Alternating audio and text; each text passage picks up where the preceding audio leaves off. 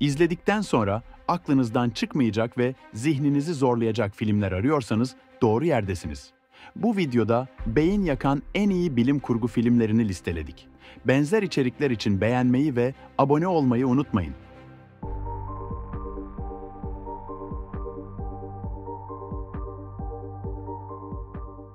Genç kadın ölümcül bir hastalığa yakalandığını öğrenir. Ailesinin acı çekmemesi için kendisinin bir klonunu yaptırır. Ancak beklenmedik bir şekilde iyileşir. Fakat artık dünyada 2 tane Sarah vardır. Üstelik onun yaşam hakkı olduğunu öğrenir. Kanunlara göre ikisi ölümüne bir düello yapmak zorundadır. Hayatta kalan kişi ise yaşamaya hak kazanır. Sarah kendini güçlendirmeye çalışırken kopyası ona üstünlük sağlamaya devam eder.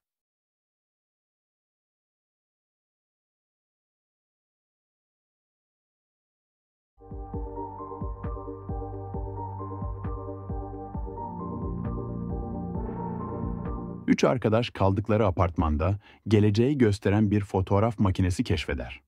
Başta bunu para kazanmak ve hayatlarını kolaylaştırmak için kullanırlar. Ancak zamanla işler kontrolden çıkar. Üstelik geleceğin değiştirilemeyeceğini fark ederler. Makine ne gösterirse göstersin, olaylar tam da o şekilde gerçekleşmektedir. Zaman paradoksları ve gerilim dolu bu filmin puanı şöyle.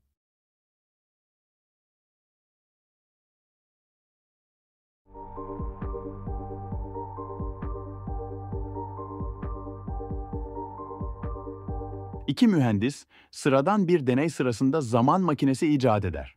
Başta bu keşif büyük bir fırsat gibi görünür. Ancak kısa sürede zaman yolculuğunun düşündüklerinden çok daha karmaşık ve tehlikeli olduğunu fark ederler. Her deneme yeni paradokslar ve beklenmedik sonuçlar yaratır. Kendilerinin farklı versiyonları ortaya çıktıkça geçmiş, gelecek ve şimdiki zaman birbirine karışır. Gerçekçi ve karmaşık bir zaman yolculuğu hikayesi arıyorsan bu film tam sana göre. Ancak dikkat et, bu film gerçekten beynini yakabilir. Filmin puanı şöyle.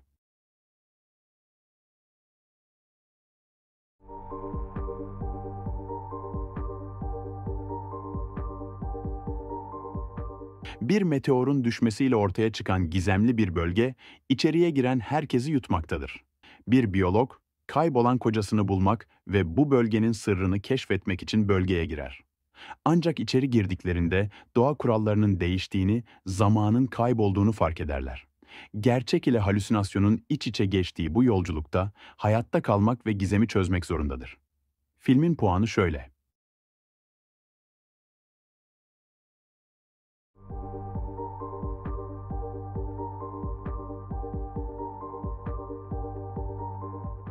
Prestijli bir şirkette yüksek maaşlı bir işe girmek isteyen 8 kişi bir odaya alınır.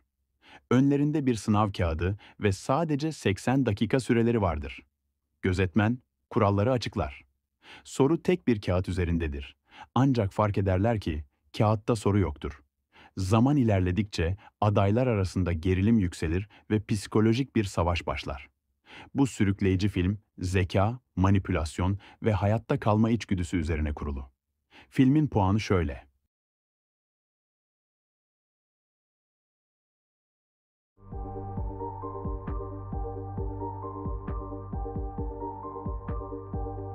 Tokyo'da küçük bir kafeterya işleten bir adam günün birinde 2 dakika sonraki halini görür. İlk başta bir hata olduğunu düşünse de bu olayın gerçekten yaşandığını anlar. Kendi geleceğini 2 dakika önceden görebilmek başta heyecan verici görünür. Ancak bu zaman döngüsünü test etmeye başladıkça işler giderek karışır. Düşük bütçeli olmasına rağmen zekice yazılmış, eğlenceli ve akıl oyunlarıyla dolu bir zaman paradoksu filmi. Filmin puanı şöyle.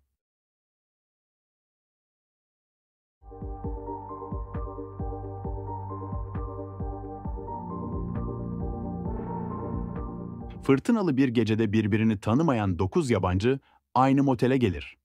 İçlerinde bir polis memuru ve bir mahkum da bulunmaktadır. Hiçbir şekilde bağlantıları olmayan bu insanlar korkutucu olaylarla karşılaşır. Oteldeki herkes sırayla ölmeye başlar. Ancak katilin kim olduğu bir bulmaca gibi çözülmeyi bekler. Hayatta kalanlar sıra kendisine gelmeden katili bulmak zorundadır. Film baştan sona sürükleyici bir şekilde izleyiciyi ekrana kilitliyor. Gerilim dolu bu filmi kaçırmayın. Filmin puanı ise şu şekilde.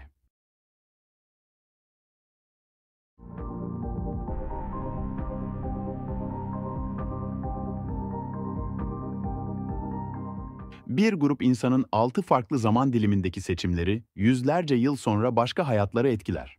Bir köleye yardım eden adam, bir başka yaşamda devrimci olur.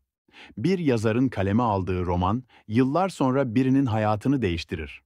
Zaman ve ruhlar iç içe geçerken, her şeyin birbiriyle bağlantılı olduğu gerçeği ortaya çıkar. Eğer zaman ve varoluş temalı filmleri seviyorsan, bu filmi mutlaka izlemelisin. Kadrosunda ünlü oyuncuları barındıran filmin puanı şöyle.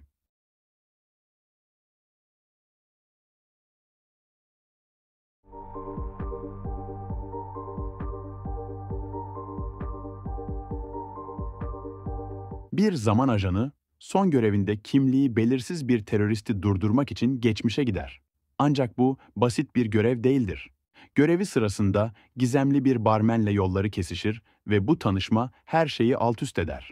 Bu film, zaman yolculuğu filmleri arasında en karmaşık ve sürprizlerle dolu olan yapımlardan biri. Zihninizi zorlayıp her sahnesiyle sizi şaşırtacak. Puanı şöyle.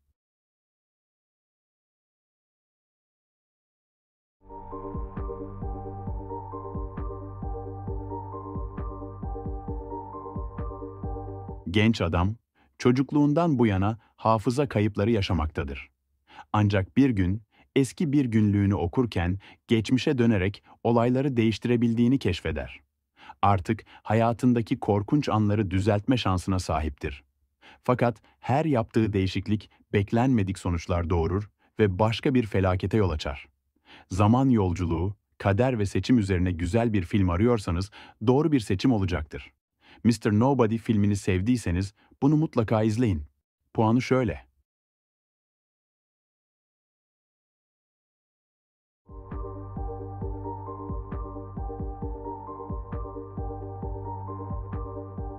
...117 yaşındaki Nemo, dünyada kalan son ölümlü insandır. Ölüm döşeğindeyken geçmiş hayatına dair farklı anılar anlatmaya başlar. Ancak bu anıların hepsi farklı hayatlara aittir. Çocukken anne ve babası boşandığında bir seçim yapmak zorunda kalmıştır. Annesiyle mi gitmeli yoksa babasıyla mı kalmalı? Bu karar onun tüm geleceğini şekillendirir ve olasılıkların sonsuzluğunu görmeye başlar.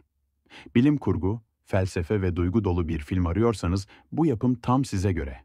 Filmin puanı şu şekilde.